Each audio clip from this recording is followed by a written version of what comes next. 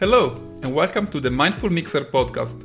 This is Francesco Portoso. And I'm Mengxi He. And I'm Janina Loureiro. We're part of the organizing team behind Mindful Mixer, a project that started in Luxembourg and brings people together through in-person events to explore meaningful topics that shape our lives, yet often go unspoken in everyday conversations. We believe that making time to reflect can lead to greater self-awareness and understanding, and ultimately to personal and collective growth. This podcast carries the spirit of Mindful Mixer beyond the events, offering thought-provoking discussions for anyone seeking reflection and fresh perspectives. So, join us as we explore ideas that matter, challenge assumptions, and open space for deeper, more mindful conversations. Hello, and welcome to another episode of Mindful Mixer. Welcome, everyone. Welcome, everyone. Today we are talking about incentives.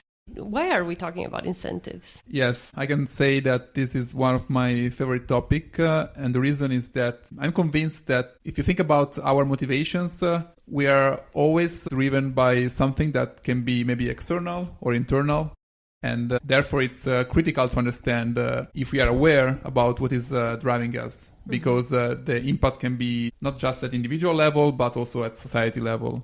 And sometimes we have incentives that can be hidden, that we are not aware, and that's maybe when we have some problems, I would say. Indeed. So for you guys, where in your life do you act without needing any external reward?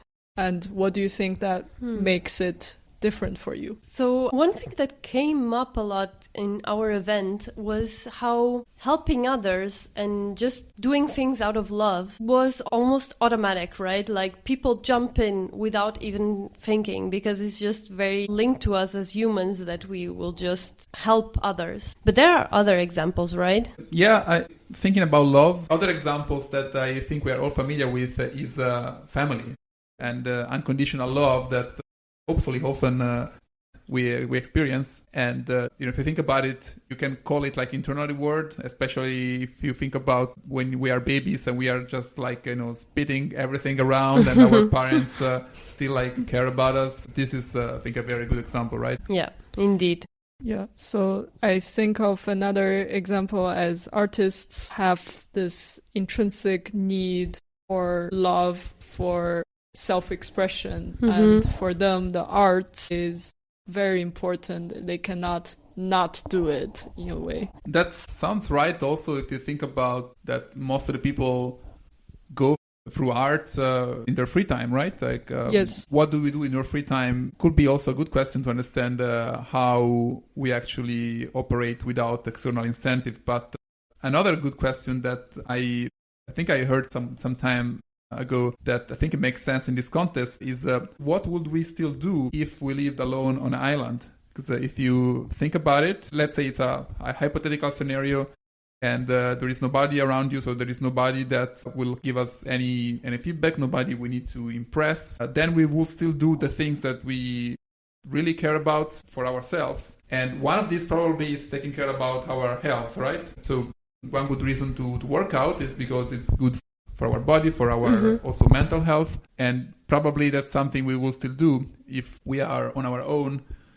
I know that some people do it also because it's good to look good. Yeah, to look good, right? But again, like if you want to live longer and live better, there is a good consensus that it's a good practice to have, right? So even if you care about yourself, no external reward, health sounds like a good one, yeah. And so what you're saying is that here, like by being alone in an island, is how you would see which things you are doing exactly just for yourself and not for others, because then there would be no like external bias influencing you, right? Yeah, I think it's a good question to somehow ask ourselves when we are not sure about the motives why we do certain things. We can try to ask ourselves, would we still do this if we would be alone? Indeed.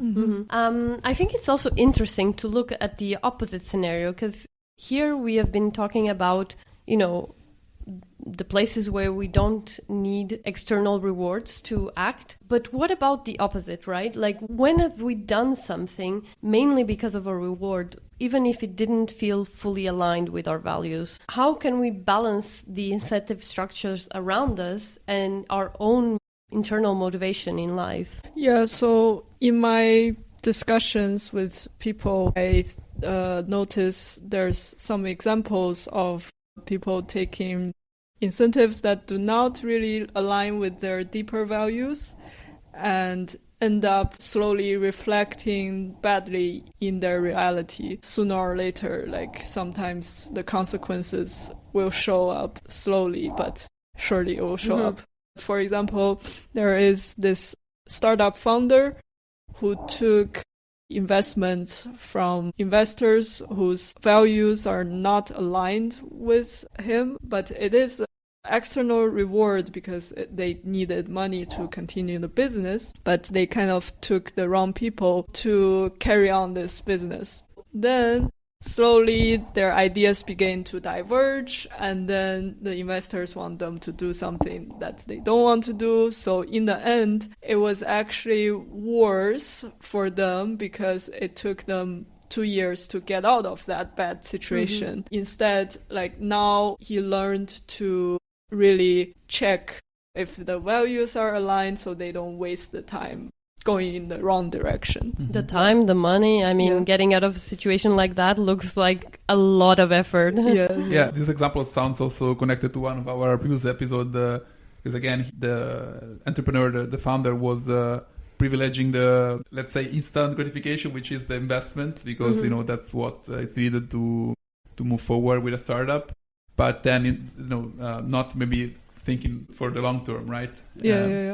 Yeah, and there was also this example of instant gratification of gambling. Someone told me that they took this incentive to want to feel lucky and try their luck at the casino. And then obviously the odds were against him. So he went in. In the beginning, he was winning and he was very happy and this is working towards me. But slowly and surely, because the odds are against him, he lost everything. So that was also an example of when the incentives took instant gratification. Right. Okay. I remember in my discussions how someone that used to be a teacher, she didn't feel fulfilled enough in her job because she was not recognized enough. Like her compensation was not matching all the effort that she was putting in as a teacher. And eventually she decided to move out of that job, even though she really loved the idea behind it and the reason why she got educated for that particular job. But just the compensation was not cutting it. Afterwards, she ended up in HR, and it kind of ended up making sense to her in the sense that she was in education because she really loved helping kids and just guiding them through the subjects. And here, what she was doing was very, very similar, guiding people through their careers. So it kind of ended up something that this person took out of an external reward, which was a better compensation in a different job, ended up kind of aligning in the end with her values because of the path that she chose. Well, that sounds like there is some hope that even if you don't start in the right path with the right step, you can still let's say adapt it with the pivot, through the time. There was another example that comes to my mind.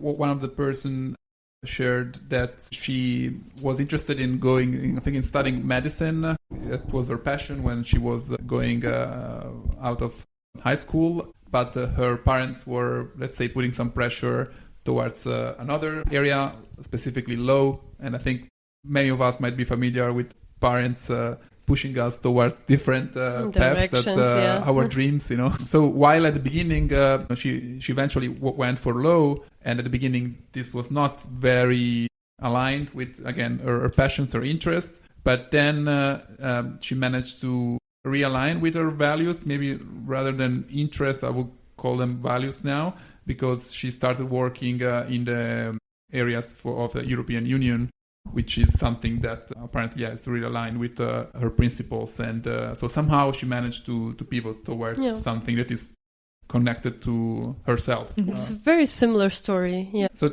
what is important here to remember is that we're not doomed, even if because many of us might operate in some jobs that maybe we're not fully aligned, or because also we can change our interests and tastes, right? So we're not doomed. Even if we don't have to necessarily be there forever, we can maybe somehow slightly change department, or try something a bit different and see if we can realign with our current values, which might be also different. Yeah, might change. Yeah, indeed. We had before. That's a great point that you're touching there, because up until now we have been looking at isolated situations, right? But I'm curious to know, how have incentives in our environment changed who we became over time, and in which ways, right? Yeah, I think especially nowadays, social media is become a digital environment that actually shapes our thinking and our thoughts and our daily lives. So there was an example that social media, this social media has influenced her, how she views her own femininity. And to her, it was actually a positive influence. But I think it's worth noting how social media, not only traditional media nowadays, are shaping how we think. Mm-hmm. Oh, so sure. Yeah, because I think it's such a hot topic right now, how, big tech companies create all these manipulative algorithms to drive public discourse and just opinions. And like you said, in this case, it created a positive reality for this person. Yeah. But there are many even legal cases where the opposite was true. It's a very complex topic. Yeah, and it reminds me a book I recently read called Amusing Ourselves to Death, where one of the main idea is that whatever we consume actually shapes how we think. And if you think about reading a book where you have to go really in depth in the topic with time, without distractions, compared to I think the extreme opposite that we have nowadays. Actually, the book talks about TV because it was written in the 80s. But now I think with social media, it's even much worse, because we're getting used to 30-second videos, and then the next one about a completely different topic. And so the book is highlighting how social media are not really encouraging us to think critically or to go in depth, and they just really focus on triggering emotions that catches our attention until the next video. So this really can make it much worse for how we can think and understand certain topics that are often very complex. Yeah, I guess there's a downside to having too much information, right? These days there is a lot of information, and it's almost too complex for our minds to process. So indeed, what you were saying, there is almost a need to simplify it, and we are kind of trying to manage it all, but there is so much that people are even nowadays turning to, for example, AI and LLMs, and how they just do not want the mental work of trying to understand certain concepts, because there is simply just too much. And if you think about it, we are all a bit intrinsically lazy, and obviously we are looking for the simplified path, and we are looking for simple explanation. I think that's why often a lot of people think about conspiracies, and by looking for the simple explanation. If you watch a 30-second video, sometimes people really think that, that's it. Now I know about the topic, and that's probably not the case, right? So that's important to keep in mind. One thing that I really, really wanted to explore in this event was incentives driven by consequences, because I think when we mention incentives in general, people are very quick to jump to the idea of rewards, but incentives can also be driven by the avoidance of a specific consequences, right? You mean negative consequences? Yeah, exactly. Okay. Yeah, exactly.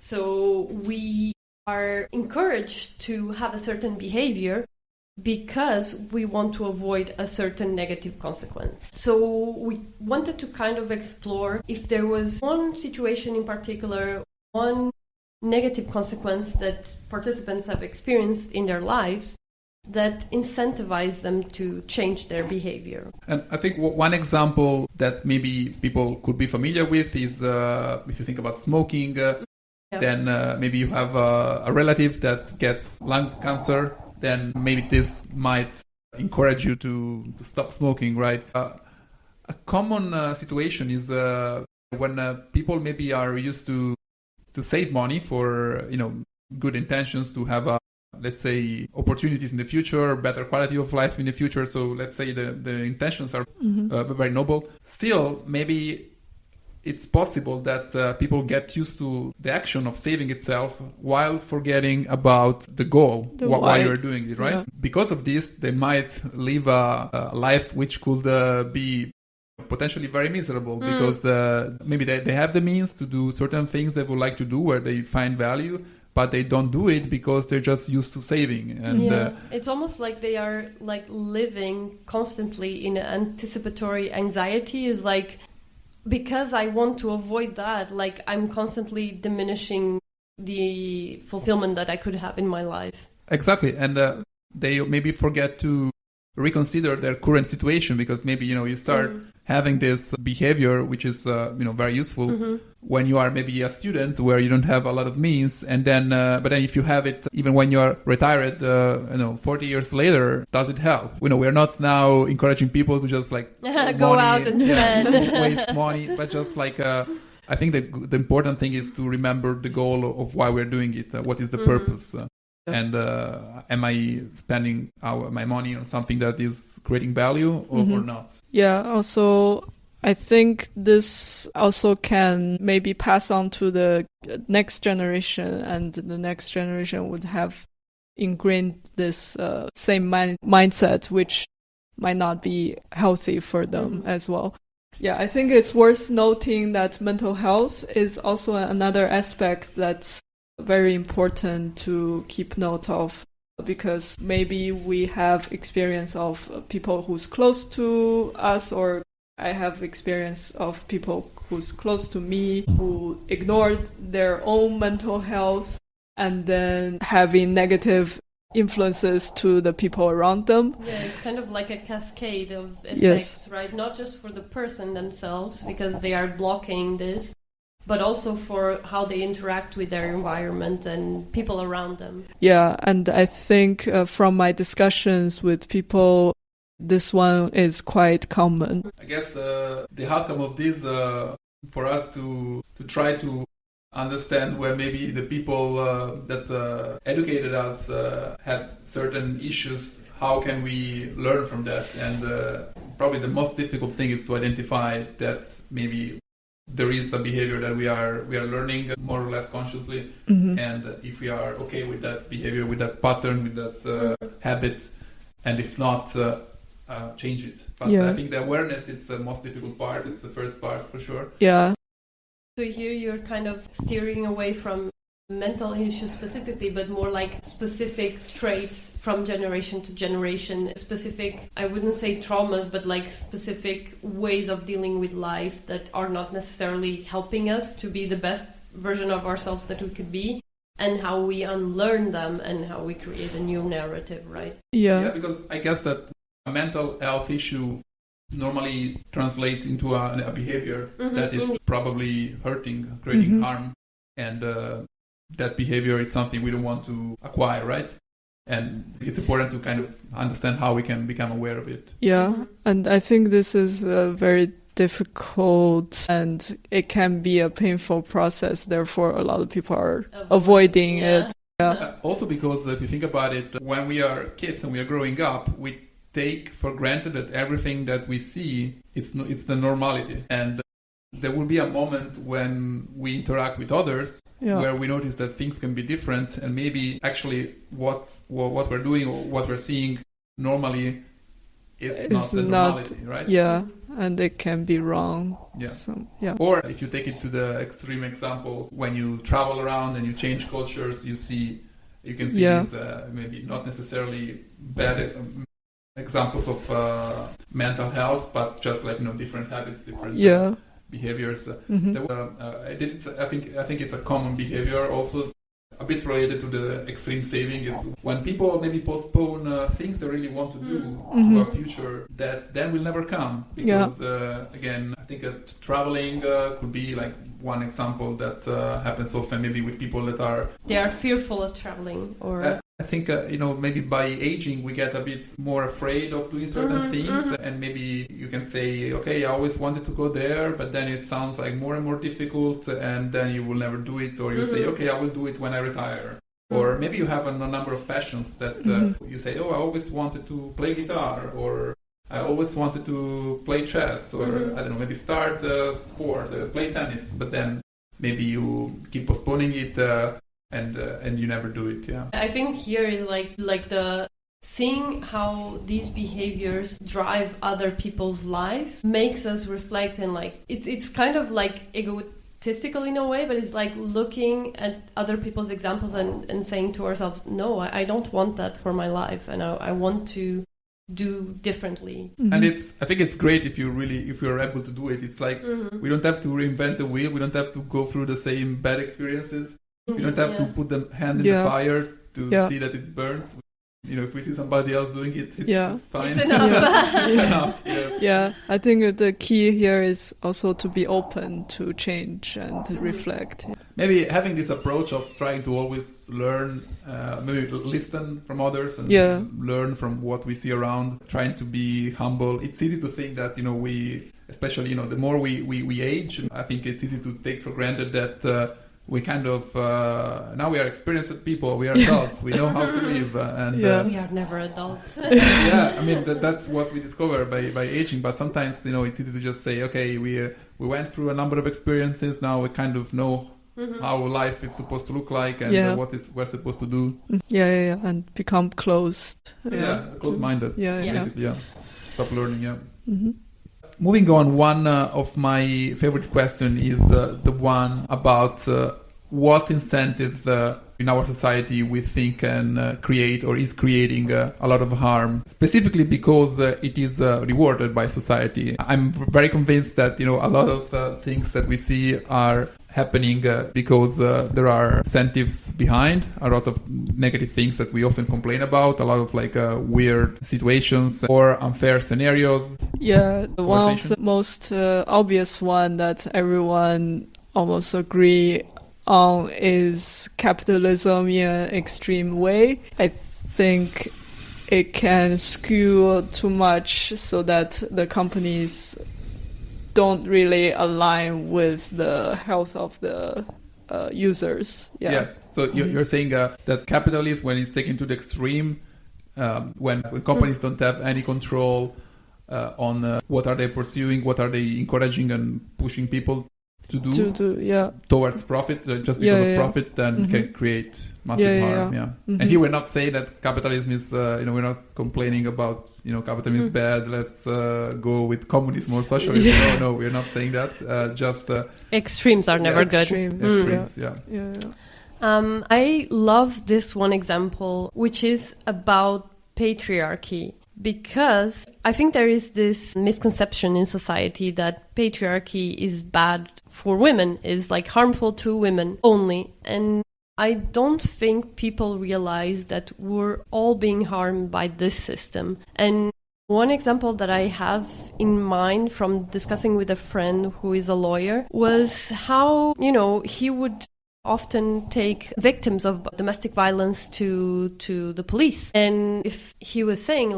it's a bit curious because if they are women, the policemen are understanding, they try to accommodate everything and being so kind. But alternatively, when I take men there that have suffered domestic violence, the policemen laugh at these men. How unfair is that? And it was so, it's so clear that yes, and that makes total sense, because the same system that is harmful to women also puts men in this situation, also sees men as they can only be strong. It's like putting categories, women weak and men strong, and if we go outside of those categories, like we are being judged, right? And so it hurts everyone in society. Yeah, you create a lot of problems in men as well, like Indeed. Avoidance. Yeah, avoiding to showing vulnerabilities. Yeah, exactly. I mean, if you are receiving negative consequences, in this case it was being laughed at, you're just going to try and avoid it. Yeah, or it's a disincentive. Yeah, exactly. Or show it through violence or anger. Yeah, which is, it's like worse, a cascade of bad situations in society. Yeah. Right.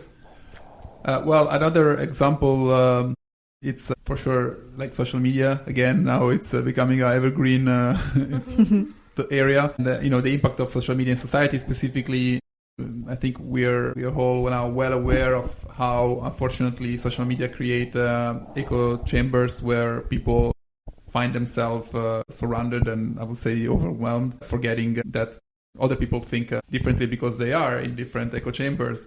And it seems that now the polarization that we see in several societies, and we are familiar with the Western world, it's really a result of social media because of these echo chambers. If you think about it, in the past, there were medias, there was like TV, magazines, but it was not so easy to be only surrounded by people that think exactly how you think. Okay, you can buy a specific magazine that is aligned with a certain party, but you don't have an algorithm that is proposing you only that content. That is what is happening right now. And I think it goes a bit beyond that, beyond the algorithm, because I think sometimes we even forget that some opinions online are just bots, right? Like the online space is filled with bots, and like they are influencing public opinion, and we don't take a moment to stop and like think, like investigate whether where the information is coming from and so on. We're just like, if it's confirming our bias, we're just buying it and staying with it, right? Yeah, I mean, now with the deepfake videos, it's also getting worse and worse, because we were used to consider video as a media that is foolproof. Yeah, it's the evidence of truth. And now I think what's going to happen is that we will start to slowly think that all the videos we see are by default fake, and maybe only if they come from a certain source that we consider having authority, then they're true. And that's a bit sad, because it's another, like, more and more sloppy information that are not adding values, or actually creating just noise. Yeah, and they look more and more realistic. Yeah. Like, even when it comes from an institution that holds, like, credibility, the more we progress, for example, towards autocratic states, like, how can that credibility, like, how can you influence it, right? Like, and you sometimes even credible institutions can turn the other way, right? Like, they can share misinformation. So it's really like, it's very, very complex topic. Yeah, it is a complex topic. Probably we will have another conversation in the future, between like freedom of speech and how any kind of speech might be more and more encouraged by the economic system. There was a very high consensus during our events that how our economic system doesn't really reward what matters. And here in social media, you see companies are encouraging people to have more followers, more likes, and the content creators maybe don't necessarily create what's good for people, but what gets more likes, triggering maybe certain emotions. And the companies obviously make more money if there is more attention, more followers, more people clicking, and without any limit. And we get back to the topic of extreme capitalism.